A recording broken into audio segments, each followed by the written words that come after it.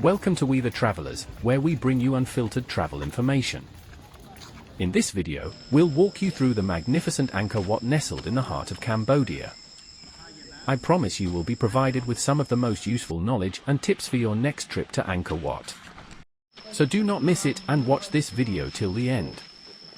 In this video, we will guide you through the e-visa process and how to cross the land border of Cambodia. We will talk about some travel tips and how to get your Angkor Wat tickets. We will also guide you through the budget and most importantly a guide through the magnificent temples of Angkor Wat. So without further ado, let's dive into the first step of your travel, the visa process. This is an official website where you can get your e-visa to Cambodia. I will mention the link in the description. You can find all the latest information related to the visa process on this website. You can check FAQs for more information and queries. We will cover all the important information in this video. Now let's start with the e-visa application. Click on the application to apply for a new e-visa. Enter the captcha and click Apply Now. Now fill in all the basic information about you and along with it your passport, photograph, and hotel booking details. Once you upload your passport, most of the details will be auto-filled in. Make sure to adjust your passport in the proper frame before clicking Attach Passport. Now similarly attach your photograph.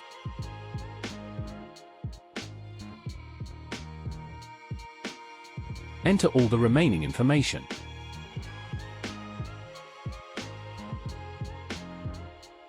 For the address in Cambodia, you can upload your stay if you have booked already, or else you can book any hotel with the Pay Later option and attach its booking proof. You can ignore the field Heard About Us from as it is not a mandatory field. Fill in any other information that might have auto-filled in from the passport. Select Visa Type T for tourists only.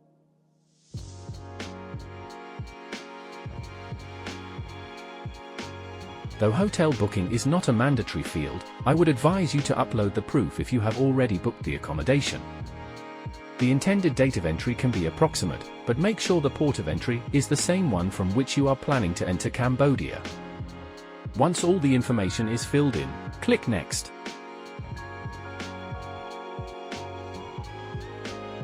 Review and verify all your information before proceeding ahead.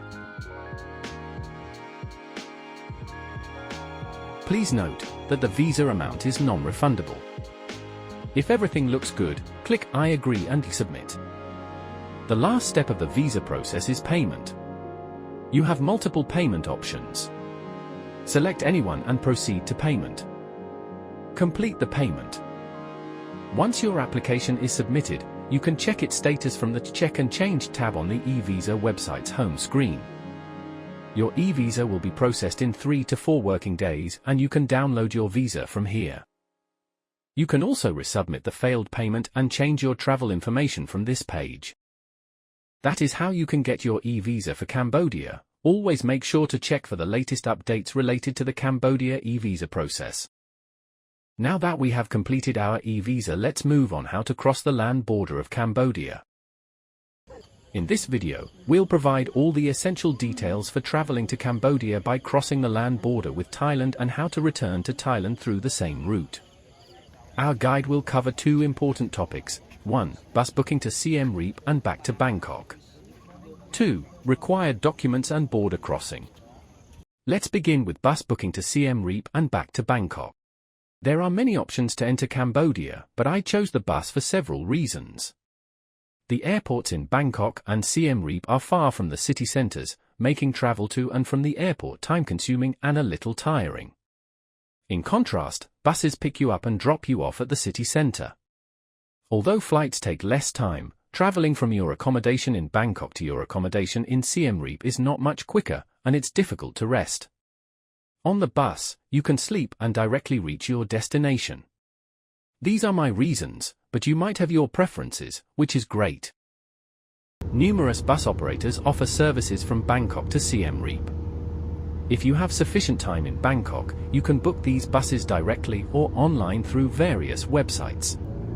I booked my bus from Bangkok to Siem Reap for $26 using a third-party online bus booking service called Redbus and a return ticket with the same operator for $24. Online platforms charge a little extra compared to booking directly from the operator. There are multiple online platforms and operators to choose from. If I had to recommend one bus operator, then it has to be Virayak Buntham. You can book their bus directly through their office or online through different websites. They also have their own mobile app and website. This is not a promotional plug, but genuine customer feedback. Although I encountered a minor issue with Virayak Buntham, their overall service was excellent. Here's what happened: my bus was scheduled to depart at 1:30 a.m. However, the location provided for boarding was incorrect. Thankfully, I arrived an hour early at the wrong address, where I was directed to the correct location. I later discovered I had received an email a few hours before departure about the change, but it's difficult to check emails while traveling. The address was incorrect for my return journey as well. This issue was likely due to online booking. If I had booked through their website or office, I might not have faced this issue. Despite this, I still highly recommend this bus operator. Once I reached the correct location, my bus ticket, passport, and other documents were checked. The bus operator will ask for your preferred breakfast choice, offering 3 options, including a vegan option. Yes, you get a free breakfast in the bus. You will be given a tag for your luggage. Once you hand over your luggage and board the bus, you can connect to the onboard Wi-Fi, which is pretty good. The bus also has a restroom, and the seats are comfortable with AC and blankets provided. Do try to catch the beautiful sunrise around 5 a.m. on your way. It was stunning. Now that we've covered the details about the bus, let's move on to the required documents and the border crossing process. First, you'll need your passport. Your bus will provide you with an immigration form to fill out, and they helped me fill it out as well. Make sure you keep this form with you, as you will need it during both entry and exit from Cambodia. Next is the visa, depending on your country's passport. I had already applied for and obtained my e-visa for Cambodia. You can check out my video on how to apply for an e-visa to Cambodia on my channel, which I will also link in the description. If you don't have an e-visa, the bus operator can assist you in getting one for $40, or you can get it directly at the border for $30. Remember, you will need 2 hard copies of your e-visa. You will have to submit your e-visa again at Cambodian immigration upon exit, so don't forget to bring 2 copies. There are multiple border crossings between Thailand and Cambodia. By far, the most popular crossing into Cambodia is the Aranayat Prophet Poipit crossing, which can be reached by bus from Bangkok in around 4 hours. Hot and dusty, the plot of land between the 2 immigration offices is packed with casinos, which are generally recommended to avoid. However, I did not face any issues during the crossing. We reached the Thailand-Cambodia border at around 6:30 a.m. You will be given a tag from the bus operator to wear around your neck to ensure your immigration process is expedited and to make it easy to identify you in the crowd. It was a Monday morning, and there was a huge crowd at immigration. The first step is to complete your exit formalities at Thailand immigration. There was a huge crowd, but we had a separate line for foreigners. I've seen multiple videos from different YouTubers claiming that Thailand immigration is a pain and they make you wait for passport holders of certain countries. I did not notice that, and it was not discrimination. The formalities for some countries' passports are different, and you might have to go to a different counter. For example, I saw Indian passport holders were directed to the Thailand citizens counter for exit formalities, as that counter took fingerprints as well.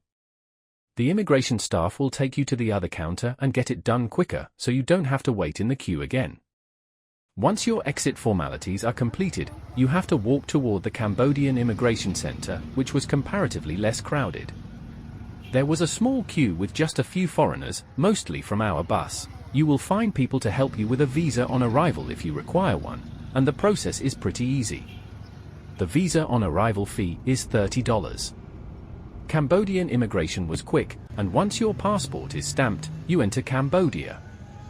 Once you are out, you will notice the bustling activity at the border with a large number of tourists, hotels, restaurants, and casinos, as well as Cafe Amazon and Starbucks. You walk for a couple of minutes to find your bus operator's office. You can freshen up and you will be handed a good, tasty breakfast provided by the bus operator. Our bus continued the journey at 8 a.m. and we reached Siem Reap at 11 a.m. We were dropped off in the old town and given some important tips about Cambodia. I will be making another video with tips for traveling in Cambodia. The return journey was similar, but there was less crowd at the border and the process was much faster. Your bus operator will always be available to help. With this, we conclude our video. I hope this video helps you with all the details for the Thailand-Cambodia border crossing. If you have any questions or concerns, feel free to reach out in the comments and I will be happy to help. I had multiple questions before I decided to enter Cambodia via the land border, but I can assure you that it is just a normal process, with maybe a few exceptional cases. All in all, it was a good experience, and if I had to choose again between entering Cambodia by road or air, I would still choose the road. Now that we have entered Cambodia, let me give you some very important travel tips for travelers visiting Angkor Wat. If you're planning a trip to Angkor Wat, you won't want to miss this video, and I am sure you will thank me later. So let's get started. 1. Currency tips. If you're carrying US dollars, make sure they're in good condition. Old or marked bills won't be accepted for exchange. I had a $100 bill that had a pen marking on it. I could not exchange it and had to use my ATM card to withdraw some cash. 2. Currency exchange. For longer stays, consider exchanging some US dollars for Cambodian riel. Both currencies are accepted, but paying in dollars may cost you more. Vendors typically use an exchange rate of 4,000 riel to $1 US, though the official rate is around 4,100 riel. 3. Cambodia can be both cheap and expensive. While you might think it's inexpensive, paying in US dollars can add up. Many items, even small ones, will cost at least $1. 4. Tuk-tuk rides. Booking a tuk-tuk through the Grab app is usually cheaper than negotiating directly with drivers. Drivers often charge in whole dollars, while Grab offers more reasonable prices. 5. Angkor Wat entry tickets. Entry tickets to Angkor Wat are pricey. If you're on a budget and planning to take a 1-day or 3-day ticket, consider renting a scooter instead of booking a tour package. Scooters are cheaper, and starting your day early allows you to see more temples. Also, remember to buy your Angkor Wat tickets online at least a day in advance. You can find a YouTube video for buying Angkor Wat tickets on my channel. 6. Staying hydrated. Bring plenty of water and snacks. Cambodia is hot year-round, and buying refreshments inside the Angkor Wat complex can be expensive. Also, start your day early. I normally started my day around 5 in the morning and came back to my accommodation by noon. You can have your lunch, rest for a while, and go back again to explore the temples or watch the beautiful sunset. 7. Dress code. Cover your shoulders and knees to respect the sacred site. Wear light, breathable fabrics and comfortable walking shoes, as the temple complex is extensive. And that's it. I hope these tips help you make the most of your visit to Angkor Wat. Now that we have gotten a few tips, let's move to another important segment on budgeting your trip to Angkor Wat. Whether you're traveling solo, with your partner, family, or friends, this breakdown will help you plan your trip with ease. So, let's jump right in. Budget breakdown. 3 nights, 4 days in Angkor Wat for a couple. Essentials first. E-visa. It'll cost you $36 per person, with a $2 processing fee. So, for a couple, it's $76 total. If you need help with this, check out my video on how to apply for a Cambodia visa. SIM card.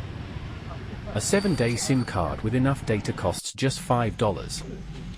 Travel insurance. For peace of mind, our travel insurance came to $11. Angkor Wat tickets. There are 3 types, $37 for a day pass, $62 for a 3-day pass, and $72 for a 7-day pass. We went with the 3-day option, costing us $124 total. I've also got a video on how to buy Angkor Wat tickets, check it out for details. So, the total essentials come to $216. Now, let's move on to transportation. Main transport. We crossed the land border from Thailand, taking an overnight bus from Bangkok to Siem Reap for $56. The return trip cost $54. That's $110 total for the round trip. If you're traveling from elsewhere or by different means, adjust this part accordingly. I also have a video on the Thailand-Cambodia border crossing, with all the tips you'll need. Local transport. During our stay in Siem Reap, we used tuk-tuks for exact times, costing a total of $5.36. We also rented a motorcycle to explore Angkor Wat, which was $23, with an additional $3.88 for fuel, plus $1 for parking. The total local transport cost comes to $32.24. The total transportation cost? $142.24. Next, accommodation. We stayed for 3 nights in Siem Reap, and it cost us $75.60. Now, on to food. Day 1. $35.20. Day 2. $34.88. Day 3. $34.12. Day 4. $16.25 for half a day, as we left in the afternoon. That brings the total food cost to $120.45 for a couple. And finally, on our last day in Angkor Wat, we bought a fridge magnet for a souvenir for $1. Now, let's add it all up. Here's the final budget for a couple spending 3 nights and 4 days in Angkor Wat for a couple. Essentials: $216. Transportation: $142.24. Accommodation: $75.60. Food: $120.45. Souvenir: $1. The grand total? $555.29. That was our budget for an unforgettable Angkor Wat experience. I hope this helps you plan your own trip. Now that we have learnt about your budget, let's move on and buy your Angkor Wat tickets. First things first, the official website for getting your Angkor Wat tickets is the same as the one for obtaining your Cambodia e-visa. You'll find the link in the description below. Also, check out my other video on getting a Cambodian e-visa on my channel. Scroll down the page, and you'll find the option to get Angkor Wat tickets. There are 3 types of tickets: a 1-day ticket for $37, a 3-day ticket for $62, and a 7-day ticket for $72. Choose the one that fits your travel plans. Click on the Read More option, and you'll be redirected to a detailed page about the tickets. On this page, you'll find all the information you need. In the top right corner, there's the option to buy the tickets. There's also a special ticket option for tourists with a 2-year residence visa, but today we'll focus on the regular tickets. Click the Buy Tickets button, and you'll be taken to a login page. Make sure to sign in with your email before applying for the ticket. Once you're logged in, you can choose between an Angkor Wat ticket and a Angkor Temple ticket. For this video, we'll stick with Angkor Wat. Select the type of ticket you want and the date of your visit. Note that you cannot buy a ticket for the same day. I'm selecting a 3-day ticket, which is valid for any 3 days within 7 days from the date of entry. Click Next. On the next page, you'll need to upload your photograph, gender, age group, and nationality. You can also add multiple people if you're buying tickets for a group. For this example, I'll be buying a single ticket. Click Next. On the final page, verify your details and click Submit.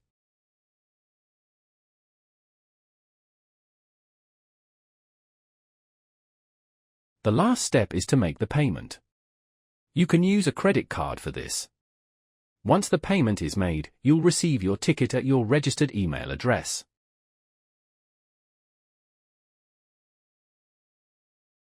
Here's what your ticket will look like. It includes your photograph, ticket validity, and a QR code that will be scanned every time you enter a temple, and sometimes even when entering the Angkor Wat complex. You can show the ticket on your mobile. And that's it. I hope this video helps you get your Angkor Wat ticket smoothly. Now that we have got our Angkor Wat tickets, let's visit this beautiful temple complex with a complete 3-day itinerary to help you experience these temples in all their glory.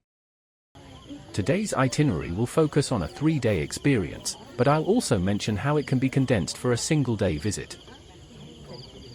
Let's get started. Tip: I recommend renting a scooter a day before you begin temple hopping. It's a fantastic way to explore at your own pace. Tuk-tuks are also available, but a scooter gives you that extra freedom. Day 1. Angkor Wat and the small circuit. 1. Angkor Wat Temple. Start your day bright and early at 5 a.m. to catch the sunrise. Angkor Wat Main Prang opens at 6:40 a.m. Spend some time exploring the main prang, and then move to your next stop. 2. Baen Temple. This temple is famous for its massive, enigmatic stone faces. 3. Terrace of Elephants. Close to Baen, this terrace was used by King Jayavarman VII to greet his returning army.